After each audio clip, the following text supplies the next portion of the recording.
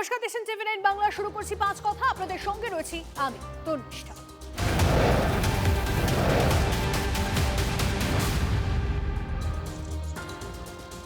এই মুহূর্তে যে খবর দেবো আপনাদের, পাইকপাড়ায় মামলা মেটার আগে বিতর্কিত জমিতে ফ্ল্যাট তৈরি করে বিক্রির অভিযোগ।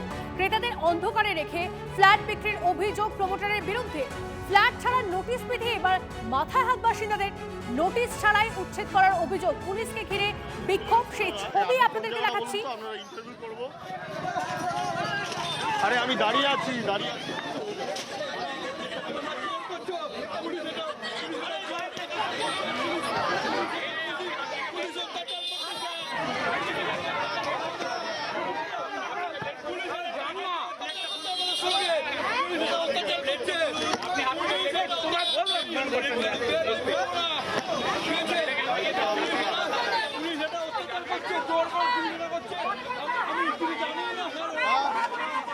আবাসিকদের বক্তব্য, ৩-৪ বছর আগে ফ্ল্যাট কিনেছি, এখন থাকবো কোথায়? এই প্রশ্ন তুলে বিক্ষোভ বাসিন্দাদের। পুলিশকে ঘিরে সেই মুহূর্তের ছবি আপনাদেরকে দেখাচ্ছি। পাইকপাড়ায় মামলা মেটার আগে বিতর্কিত জমিতে ফ্ল্যাট তৈরি করে বিক্রির অভিযোগ।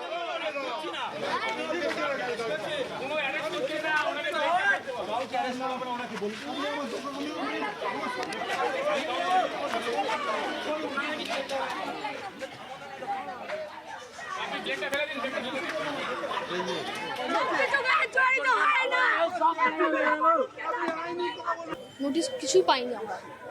নোটিশ আমরা পাইনি, আমরা জানিই না কবে নোটিশ ওরা বার করেছে। নোটিশ দেয়নি আমাদেরকে। প্রমোটারই তো সব কিছু করেছে। প্রমোটার তো এখন ফোনই তুলছে না। প্রমোটার দিয়ে গেছে। অ্যাকচুয়ালি আমরা তো এখানে থাকতামই আগে থেকে। এবার সেই পৈতৃক একটা বাড়ি ফ্ল্যাট হচ্ছে, যার টালি বাড়ি ছিল ফ্ল্যাট হচ্ছে, সেভাবে ফ্ল্যাট হচ্ছে, সেভাবে যেরকম সবাই নিয়েছে আমরাও নিয়েছি। এর কাছে কোনো নোটিফিকেশনই নেই। এবার যদি আগে থেকে আমরা জানতাম তাহলে তো আমরা কথা বলতাম, কি আমরা তো কথাই বলতে পারিনি। সুশোভন আমাদের প্রতিনিধি আমাদের সঙ্গে রয়েছে, সরাসরি সুশোভনের সঙ্গে কথা বলবো। সুশোভন, এই যে আবাসন, এই ফ্ল্যাটে কতজন থাকতো, কতগুলো পরিবার থাকতো? দেখো, এই যে ফ্ল্যাট, এই ফ্ল্যাটে মূলত 30টি পরিবার থাকে। তার মধ্যে 23 জন যারা পয়সা দিয়ে কিনেছিল, আর 7 জন যারা অনেক পুরনো, যাদের শরিক রয়েছে। শরিকি যারা, তারা কিন্তু কিছু স্কোয়ার ফিট বেশি নিয়েছিল প্রমোটারের থেকে, সেই বাবদ পয়সা দিয়েছিল। আর যারা কিনেছিল তারা একেবারে পয়সা দিয়ে কিনেছিল। আমার সঙ্গে রয়েছেন একজন। আচ্ছা, আপনাকে জিজ্ঞাসা করব, এখানে আপনি ফ্ল্যাট কিনেছিলেন কত টাকা দিয়ে, কত স্কোয়ার ফিট? আমি 19 লাখ টাকা দিয়ে কিনেছিলাম, 720 স্কোয়ার ফিট। আপনারা যখন কিনেছিলেন তখন আপনাদের দলিল দিয়েছিল প্রমোটার? দলিল দেয়নি, আমাকে ডিট দিয়েছিল। 999 বছরের ডিট দিয়েছিল। 99 বছরের একটা ডিট দিয়েছিল। এই যে অবস্থা, প্রমোটারের সঙ্গে যোগাযোগ করেছেন? প্রমোটার কোথায়? যোগাযোগ করেছিলাম আমরা। এই বিল্ডিংয়ের যত লোক আছে সবাই করেছে যোগাযোগ। পাশের লোকও করেছে। পাশের ওই বস্তিটা প্রমোটার নিখোঁজ, ও পালিয়ে বেড়াচ্ছে। ওকে লাস্ট কবে দেখেছেন এলাকায়? দেখেছি 8-9 মাস আগে। না, তারপরে আর নির্বাচনের পর থেকে প্রমোটারকে এলাকায় দেখা যাচ্ছে না। আর যেটা একেবারে মালিক পক্ষের তরফ থেকে জানানো হচ্ছে যে 86-87 সালে এই যে জমি, এই জমি নিয়ে মামলা শুরু হয়। এবং যখন মামলা চলছিল তার মধ্যেই এখানকার যে বড় অফিস থেকে শুরু করে কলকাতা পুরসভার ইঞ্জিনিয়ার, তাদের কাছে অভিযোগ জানানো হয়েছিল যে যেহেতু মামলা চলছে একটি জমিতে, সেখানে কি করে বহুতল হয়। কিন্তু পুরসভা কোনোভাবে সেটা কোনো পাত্তা দেয়নি। এবং যিনি মালিক পক্ষ, তারা কিন্তু লোকাল এমএলএর কাছেও গেছিলো, তৎকালীন তৃণমূল এমএলএর কাছে, কিন্তু সেখানেও তিনি কোনো রকম সাড়া পাননি বলে তার অভিযোগ। এবং তারপরে কিন্তু এই চলতি বছরেই জুন মাসে এই কেসে জিতে যায় মালিক পক্ষ। এবং তারপরেই কিন্তু আজকে পুলিশ আসে, এবং পুলিশ এসে কিন্তু এখানে যারা রেসিডেন্সিয়াল রয়েছে, যারা এখানে কমার্শিয়াল রয়েছে, তাদের সরে যেতে বলে। খুব স্বাভাবিকভাবেই যারা এখানকার আবাসিক এবং যারা এখানে ব্যবসা করেন, তারা বলছেন যেহেতু তারা পয়সা দিয়ে কিনেছেন, কেউ থাকেন, একদিনের মাথাতেই তারা সরে যাবেন কি করে। এবং বেশিরভাগ অংশই বলছেন তারা এই কেস সম্বন্ধে জানেন না। তার কারণ তারা যখন পয়সা দিয়ে কিনেছিলেন, প্রমোটার বলেছিল যে কোনোভাবেই এখানে তাদের এটা বিক্রি করার বিষয়, কিন্তু এই যে কেসের বিষয় তারা জানেন না। যারা শরিক তারা বলেছিলেন তারা প্রমোটারকে পাওয়ার অফ অ্যাটর্নি দিয়ে দিয়েছে, তাই সেই জায়গায় দাঁড়িয়ে কেস প্রমোটার বুঝে নেবে, এ কথাই কিন্তু প্রমোটার আশ্বাস দিয়েছিল। কিন্তু বর্তমানে পুলিশ এসে সরে যেতে বলছে। তার কারণ এই কেসে তারা জিতে গেছে এবং এখানে উচ্ছেদের অর্ডার রয়েছে। যদি এখনো পর্যন্ত পুলিশ এবং এখানে যারা থাকে উভয় পক্ষই দাঁড়িয়ে রয়েছে। সুশোভন, প্রমোটারের কোনো দেখো, প্রমোটারের কোনো খোঁজ পাওয়া যাচ্ছে না। যারা এখানকার আবাসিক, একটু কথা বলবো যারা এখানে রয়েছে তাদের সঙ্গে আরেকবার কথা বলার চেষ্টা করব। এখানে যারা রয়েছেন যাদের এতে, আচ্ছা একটা কথা জিজ্ঞেস করি, প্রমোটারের কোনো খোঁজ পেয়েছেন? না, পাইনি। প্রমোটারকে লাস্ট কবে দেখেছেন?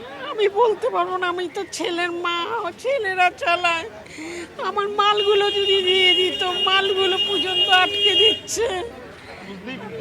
বুঝতেই পারছো এখানে। দিদি, প্রমোটারকে লাস্ট কবে দেখেছেন এলাকায়? ওই তো ভোটের রেজাল্টের পরে একবার এসেছিল, আর আসিনি। ডেট তারিখ তো বলতে পারবো না। ভোটের রেজাল্টের পরে একবার এসেছিল, আর আসিনি। আজকে ফোন করেছেন একবারও? আমরা 3 মাস ধরে ওনার সবাই বিল্ডিংয়ে সবাই ওনাকে ফোন করছে, উনি ফোনে সুইচ অফ করা আছে। পাড়া শুধু লোক ওনাকে ফোন করছে, ফোনে সুইচ অফ করা আছে। বুঝতে পারছো যে নির্বাচনের পরপর থেকেই প্রমোটার বেপাত্তা, প্রমোটারকে সবাই মিলে খুঁজছে কিন্তু কাউকেই পাওয়া যাচ্ছে না। খুব স্বাভাবিকভাবেই এখানে যে পরিবারগুলো তারা কিন্তু উদ্বেগের মধ্যে। একদম আমরা সেই ছবি দেখছি। সুশোভন আমাদের প্রতিনিধি রয়েছে, একদম ছবি দেখাচ্ছে। অর্থাৎ যারা এই ফ্ল্যাট কিনেছে সেই সমস্ত ক্রেতাদের অন্ধকারে রেখে এই ফ্ল্যাট বিক্রির অভিযোগ প্রমোটারের বিরুদ্ধে, যদিও সেই প্রমোটার বেপাত্তা। ফ্ল্যাট ছাড়ার নোটিশ পেতেই মাথায় হাত বাসিন্দাদের, নোটিশ ছাড়াই উচ্ছেদ করার অভিযোগ, পুলিশকে ঘিরে বিক্ষোভ। কেস তো চলছে বহু যুগ থেকে, কিন্তু আপনারা জানতেন? সেটা তো জানতাম, কিন্তু তারপরে ফ্ল্যাট হওয়ার পর এতদিনে তো কিছু আর হয়নি।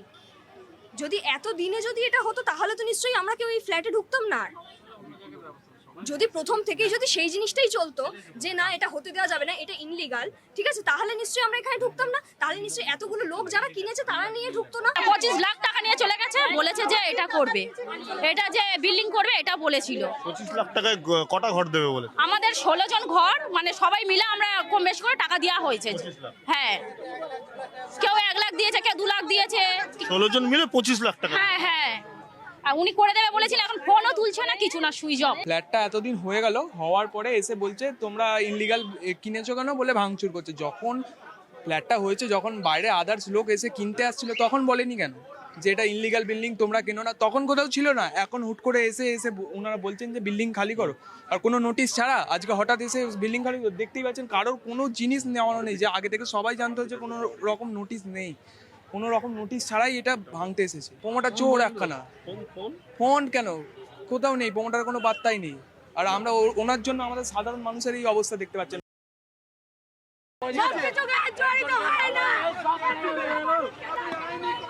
নোটিশ কিছুই পাইনি আমরা। নোটিশ আমরা পাইনি, আমরা জানিই না কবে নোটিশ ওরা বার করেছে। নোটিশ দেয়নি আমাদেরকে। প্রমোটারই তো সব কিছু করেছে। প্রমোটার তো এখন ফোনই তুলছে না। প্রমোটার দিয়ে গেছে। অ্যাকচুয়ালি আমরা তো এখানে থাকতামই আগে থেকে। এবার সেই পৈতৃক একটা বাড়ি ফ্ল্যাট হচ্ছে, যার টালি বাড়ি ছিল ফ্ল্যাট হচ্ছে, সেভাবে ফ্ল্যাট হচ্ছে, সেভাবে যেরকম সবাই নিয়েছে আমরাও নিয়েছি। এর কাছে কোনো নোটিফিকেশানই নেই। এবার যদি আগে থেকে আমরা জানতাম তাহলে তো আমরা কথা বলতাম গিয়ে, আমরা তো কথাই বলতে পারিনি। আবাসিকরা যারা রয়েছেন তারা বেশিরভাগই সবাই বলছেন যে তাদেরকে নোটিশ দেওয়া হয়নি এবং তারা জানতেন না বিষয়টা যে এটা ইললিগাল। এটা তাদের বক্তব্য। পাইকপাড়ায় মামলা মেটার আগে বিতর্কিত জমিতে ফ্ল্যাট তৈরি করে বিক্রির অভিযোগ, ক্রেতাদের অন্ধকারে রেখেই ফ্ল্যাট বিক্রির অভিযোগ প্রমোটারের বিরুদ্ধে।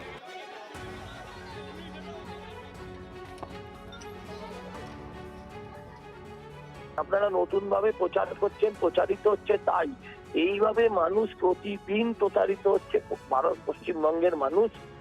যেটা গত শুধু 15 বছর বলবো না, এটা সিপিএম এর ওই লাস্ট দুবারের টার্ম থেকেই এটা শুরু হয়েছে, যেটা আজকে ভয়াবহ ভাবে মানুষের সামনে আছে।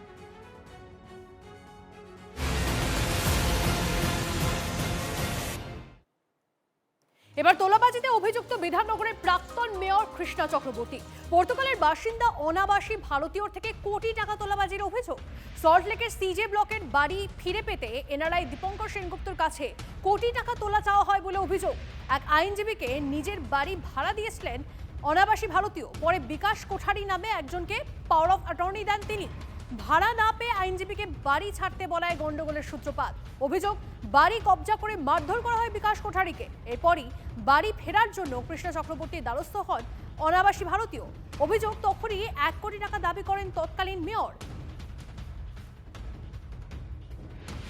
আপনি একটা অভিযোগ করেছিলেন ওই প্রাক্তন মেয়র কৃষ্ণা চক্রবর্তীর বিরুদ্ধে, তোলাবাজির অভিযোগ। ওরা দুজনই মিলেই টাকা চেয়েছে। কত টাকা দাদা? সেজন্যই থেকে টাকা। 1 কোটি টাকা। আপনি একটা আমার দীপঙ্কর বাবু আছেন যে পাওয়ার অটর্নি হোল্ডার, আমার পাওয়ার অটর্নি দিয়েছেন, ওনার বাড়িটা দখল করে বসে আছে সৃজনী। আচ্ছা আচ্ছা, ওই বাড়ি খালি করার জন্য টাকা চেয়েছে। ওই বাড়ি খালি করার জন্য 1 কোটি টাকা চেয়েছে। হ্যাঁ, এটা কে চেয়েছিল? সৃজনী থ্রুতে কৃষ্ণাদি চেয়েছিল। আচ্ছা, কৃষ্ণাদি মানে আমাকে ফোনে কথা বলিয়েছিল, শুনিয়েছিল। আচ্ছা, কৃষ্ণাদি মানে ওরা কথা বলেছে, ওরা দুজনই কথা বলেছে। কথা বলে আমাকে বললো কি 1 কোটি টাকা দিতে হবে, নালে বাড়ি খালি হবে না। 5 লাখ টাকা দিয়েছি। সমানে ভয় দেখাচ্ছিল। সমানে না, বলছে উল্টো পাল্টা কেস করে দেবো, রেপ কেস করে দেবো, প্রাণে মারাও হুমকি দিচ্ছিল নাকি? হ্যাঁ।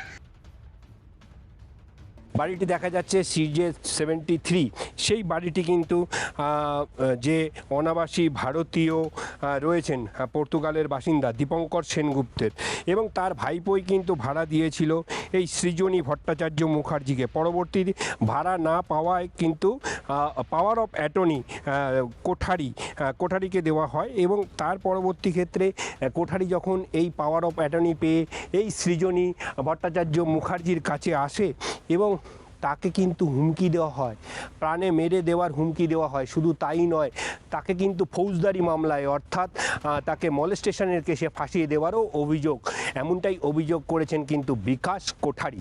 এবং তিনি আরও অভিযোগ করেছেন যে যেহেতু এই CJ ব্লকে প্রাক্তন বিধাননগরের মেয়র কৃষ্ণা চক্রবর্তী থাকেন, অদূরেই কৃষ্ণা চক্রবর্তীর বাড়ি, সেক্ষেত্রে কৃষ্ণা চক্রবর্তীকে জানালে কৃষ্ণা চক্রবর্তীর থেকেও তার কাছে হুমকি আসে এবং 1 কোটি টাকা তোলা চাওয়ার অভিযোগ করেন এই বিকাশ কোঠারি, এবং অনাদায়ে কিন্তু এই বাড়িটি ফিরে পাবেন না, এমনটাই কিন্তু জানান যে বিকাশ কোঠারি। এবং পরবর্তীতে তা বিধাননগর পূর্ব থানায় একটি লিখিত অভিযোগ দায়ের হয়। সেই লিখিত অভিযোগের ভিত্তিতে কিন্তু তদন্তে নেমেছে বিধাননগর পূর্ব থানা, এবং মূলত ষড়যন্ত্র, অপরাধমূলক ষড়যন্ত্র, আটকে রাখার অভিযোগ, অবৈধভাবে আটকে রাখার অভিযোগ, এছাড়াও তোলাবাজি সহ একাধিক ধারায় মামলা রুজু করেছে পূর্ব বিধাননগর থানার পুলিশ। বিধাননগর থেকে রঞ্জিত ধর, TV9 বাংলা। এদিকে তোলাবাজির অভিযোগ নিয়ে প্রতিক্রিয়া জানতে ফোন করা হলেও রিসিভ করেননি কৃষ্ণা চক্রবর্তী।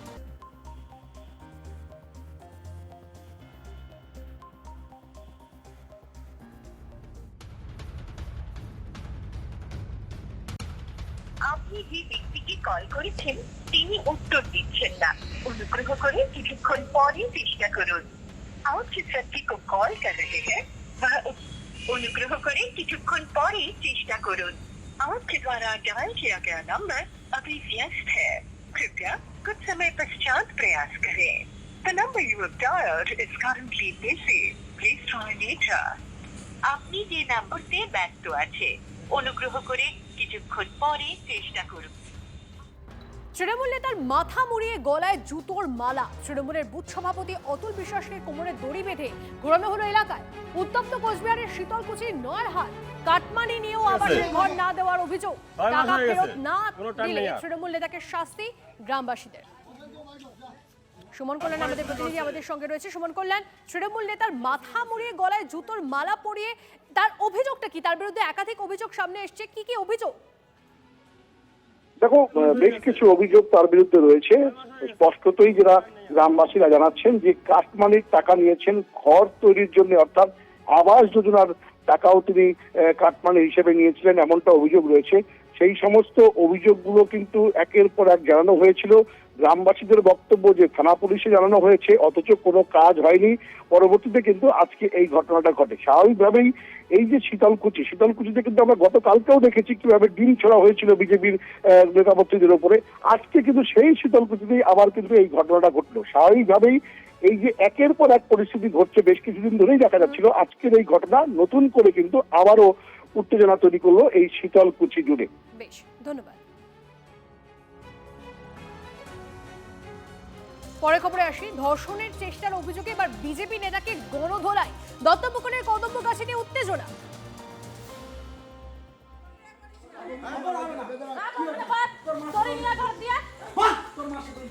ফোনটা দে তো।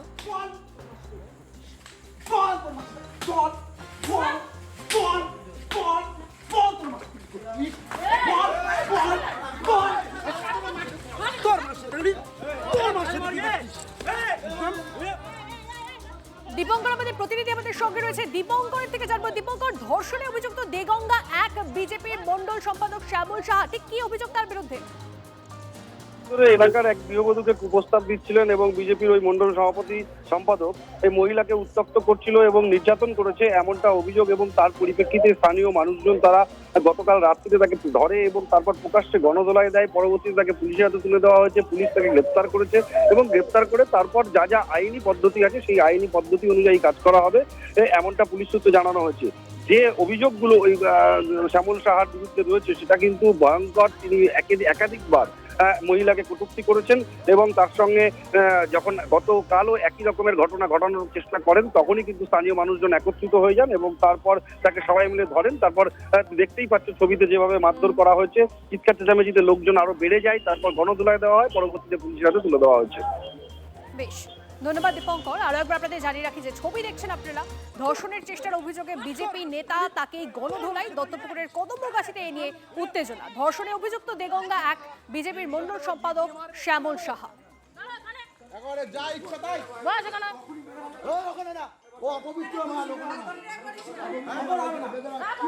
লোকের ঘরে দুটোর সময় ঢুকেছে এই বিজেপির নেতা, এই যে এই বড় বড় ভাষণ মারে, এই যে বদনাম না, রাত দুটোর সময় লোকের ঘরে ঢুকছে, ফোন করছে, এই যে বদনাম না। এইদিকে তাকাও, আমার দিকে তাকাও। তুমি কি করেছো বলো? তুমি কি করেছো বলো? তুমি নিজে বলো, মুখ দিয়ে তুমি নিজে বলো। বদনাম কি তুই বলো?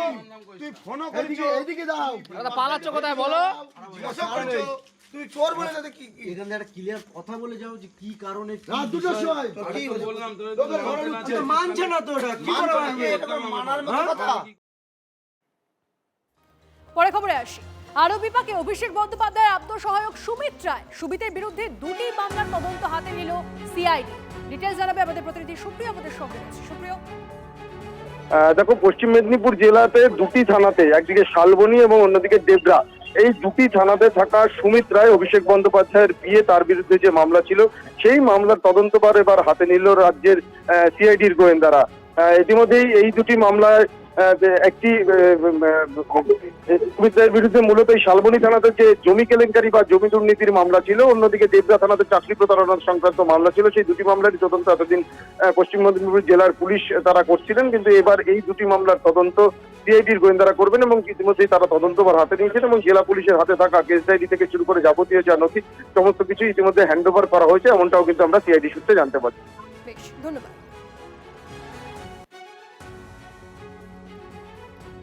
মুখ্যমন্ত্রী কার বিরুদ্ধে কাকে লাগাবেন, সিআইডিকে লাগাবেন বা এনফোর্সমেন্টকে লাগাবেন, সম্পূর্ণভাবেই প্রশাসনের ব্যাপার। মুখ্যমন্ত্রীর ওপরে যে টার্গেট, তার বাড়ি যে রেকি হচ্ছে, বাড়ির ঘর বার জানলা সব, সেই ব্যাপারে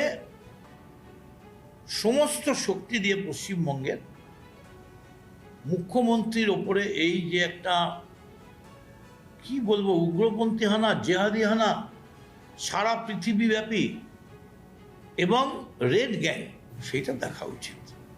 সুমিত রায়ের বিরুদ্ধে হয়েছে কিনা সেটা প্রশাসনের ব্যাপার, আমি কোনো মন্তব্য করব না। ধমক চমকের রাজনীতির অভিযোগ তুলে ফের বিজেপিকে তোপ মমতার। ভয় দেখিয়ে চমকে ভাবছে বিরোধী দলও তারা ঠিক করবে। এটা শুধু লজ্জার নয়, আগামী দিনে নিন্দার ঝড় উঠবে। আমাকে আটকানোর চেষ্টা হলে দ্বিগুণ ভাবে ঘুরে দাঁড়াবো, বিজেপিকে চ্যালেঞ্জ মমতা বন্দ্যোপাধ্যায়। ভয় দেখিয়ে আর চমকে ভাবছেন সরকারি দলও আপনারা ঠিক করবেন, বিরোধী দলও আপনারা ঠিক করবেন। তার মানে কি বিরোধী বলে কিছু থাকবে না? এটা লজ্জাস্কর নয়, এটা নিন্দার ঝড় উঠবে আগামী দিন। অপেক্ষা করুন, ভবিষ্যৎ দেখাবে, এটাই ভবিতব্য। আর আমায় আপনারা যত আটকাবার চেষ্টা করবেন, আমি আরো দ্বিগুণ ভাবে ঘুরে দাঁড়াবো। মমতা বন্দ্যোপাধ্যায় আরো দ্বিগুণ ভাবে ঘুরে দাঁড়ানোর চ্যালেঞ্জ দিচ্ছেন। ধমক চমকের রাজনীতির অভিযোগ তুলে ফের বিজেপিকে তোপ মমতা বন্দ্যোপাধ্যায়। তিনি একটু আগে ফেসবুক লাইভে এসেছিলেন এবং সেখানে এসে তার বক্তব্য, ভয় দেখিয়ে চমকে ভাবছে বিরোধী দলও তারা ঠিক করবে। এটা শুধু লজ্জার নয়, আগামী দিনে নিন্দার ঝড় উঠবে। 12ই আগস্ট থেকে বিধানসভার বিশেষ অধিবেশন বসতে চলেছে, সেখানে ক্যাগের রিপোর্ট নিয়ে আলোচনা হওয়ার সম্ভাবনা। একই সঙ্গে পুর ও নগর উন্নয়ন দপ্তর সংক্রান্ত কয়েকটি বিল পেশেরও সম্ভাবনা রয়েছে ওই অধিবেশনে। আর একবার আপনাদেরকে জানিয়ে রাখি 12ই অগস্ট থেকে বিধানসভার বিশেষ অধিবেশন বসতে চলেছে, সেখানে ক্যাগের রিপোর্ট নিয়ে আলোচনা হওয়ার সম্ভাবনা। একই সঙ্গে পুরো নগর উন্নয়ন দপ্তর সংক্রান্ত কয়েকটি বিল পেশেরও সম্ভাবনা রয়েছে ওই অধিবেশনে।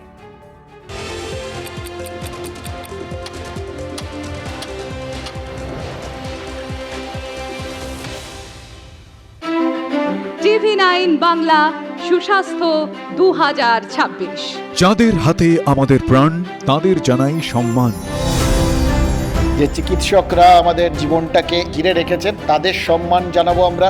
TV9 বাংলা হেলথ কনক্লেভ পুরস্কার যেগুলো দিচ্ছেন তার জন্য চিকিৎসকরা উদ্বুদ্ধ হয়। স্বাস্থ্য পরিষেবায় সেরার সম্মান।